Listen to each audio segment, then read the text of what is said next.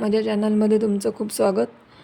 7th स्टँडर्डचा इंडायसिस lesson बघतो आहे, practice set 28. ह्याच्यामध्ये फर्स्ट क्वेश्चन आपण तीन प्रॉब्लेम्स घेतले, 3 सम्स घेतलेले आहेत.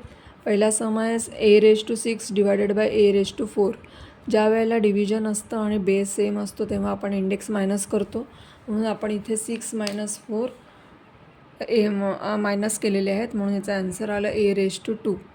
सेकंड क्वेश्चनमध्ये m⁵ डिवायडेड बाय m�8.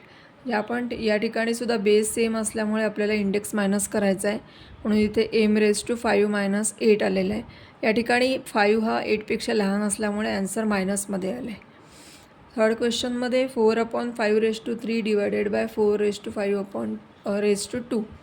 या ठिकाणी सुद्धा 4/5 हा बेस सेम असल्यामुळे आपण तो एकदा घेतला आणि इथे इंडेक्स मायनस केला, 3 - 2 1.